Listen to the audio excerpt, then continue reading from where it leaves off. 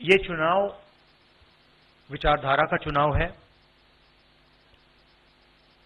एक तरफ आरएसएस और बीजेपी जो संविधान है, लोकतांत्रिक सिस्टम है, उसको खत्म करने की कोशिश कर रही है, और दूसरी तरफ इंडिया गठबंधन, कांग्रेस पार्टी संविधान को, लोकतंत्र को डिफेंड करने की कोशिश कर रही है, उसकी रक्षा कर रही है। चुनाव में दो तीन बड़े मुद्दे हैं। सबसे बड़ा बेरोजगारी, दूसरे नंबर पर महंगाई, भागीदारी। मगर बीजेपी 24 घंटा डिस्ट्रैक्शन करने में लगी रहती है। कभी प्रधानमंत्री समुद्र के नीचे चले जाते हैं, कभी आसमान में सी प्लेन पे चले जाते हैं, मगर जो मुद्दे हैं उनके बारे में ना प्रधानमंत्री ना बीजेपी बात करती है। कुछ दिन पहले प्रधानमंत्री ने एएनआई को बहुत लंबा इंटरव्यू दिया। स्क्रिप्टेड था, मगर फ्लॉप शो था। प्रधानमंत्री जी ने उसमें इलेक्टोरल बॉन्ड्स समझाने की कोशिश की। प्रधानमंत्री जी कहते हैं कि इलेक्टोरल बॉन्ड्स का सिस्टम ट्रांसपेरेंसी के लिए लाया गया, राजनीति को साफ करने के लिए लाया गया। अगर ये सच है तो उस सिस्टम को सुप्रीम कोर्ट ने रद्द क्यों किया? और दूसरी बात, अगर आप ट्रांसपेरेंसी लाना चाहते थे तो जिन लोगों ने आपको पैसा दिया, बीजेपी को पैसा दिया, हजारों करोड़ रुपए दिए, उनका नाम आपने क्यों छुपाया था? और जिन तारीखों पे उन्होंने आपको पैसा दिया, उसको आपने क्यों छुपाया था? पता लगता है हजारों करोड़ रुपए का कॉन्ट्रैक्ट किसी कंपनी को मिलता है, उसके एकदम बाद वो कंपनी बीजेपी को पैसा देती है। सीबीआई की इंक्वायरी होती है, ईडी की इंक्वायरी होती है, किसी कंपनी पर शुरू होती है, उसके 10-15 दिन बाद कंपनी करोड़ों रुपए बीजेपी को देती है, और फिर सीबीआई की इंक्वायरी, ईडी की इंक्वायरी बंद हो जाती है। सड़क पे इसको एक्सटॉर्शन कहते हैं। एक्सटॉर्शन कहते हैं सड़क पे।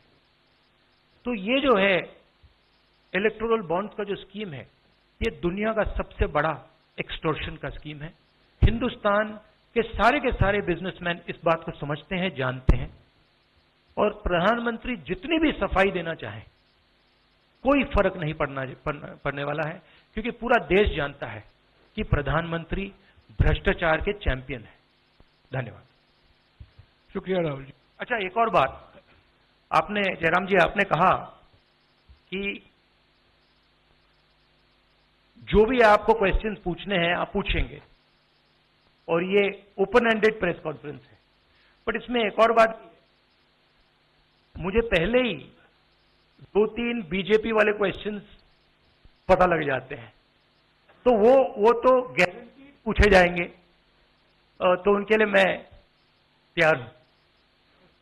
लोग तो गुजरात छोड़कर पीएम बनने के लिए बनारस आते हैं, आप बाय नाइट चले गए, तो क्या अमेठी या रायबरेली से आप लड़ेंगे? ये बीजेपी वाला क्वेश्चन है, ये पत्रकार का सवाल। पहले ही opening ball BJP question. Very good, शाबाश। देखिए, अमेठी की बात कांग्रेस का डिसीजन है। जो भी मुझे ऑर्डर मिलेगा मैं वो करूंगा। सीईसी मीटिंग, हमारी पार्टी में सीईसी मीटिंग्स में ये डिसीजन लिए जाते हैं। बट पहला बीजेपी का question, good question, thank you. मैं धन्यवाद देता हूं, और सबसे पहले मैं अपने प्रेस के साथियों को आपके माध्यम से पूरे देश और प्रदेशवासियों को मैं रामनवमी की बहुत बहुत बधाई और शुभकामनाएं देता हूं। ऐसा त्योहार, ऐसे दिन जहां से अच्छी शुरुआत होती है। मुझे खुशी है इस बात की कि आज कांग्रेस पार्टी के नेता राहुल गांधी जी और समाजवादी पार्टी की आज हम मिलकर के प्रयास कर रहे हैं। पहले चरण का चुनाव उत्तर प्रदेश का होने जा रहा है और जो पश्चिम से हवा चल रही है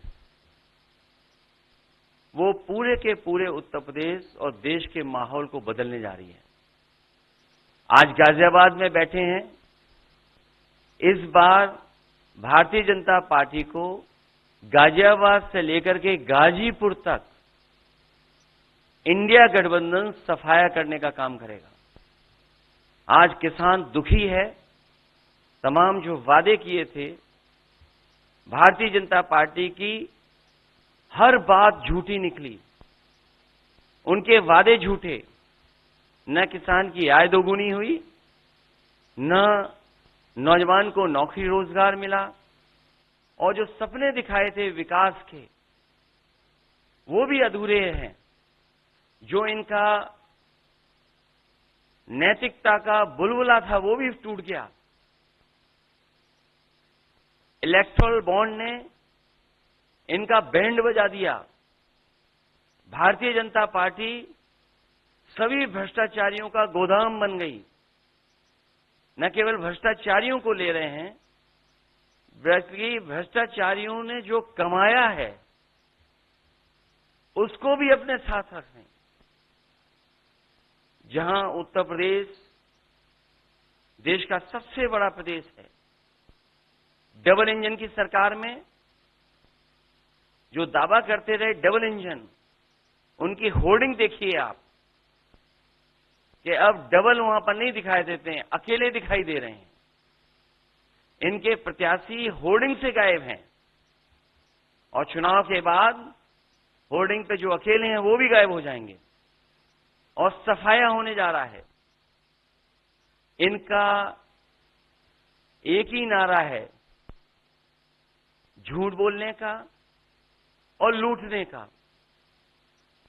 लूट और झूठ भारतीय जनता पार्टी की पहचान बन गई है। पेपर लीक कितने हुए हैं?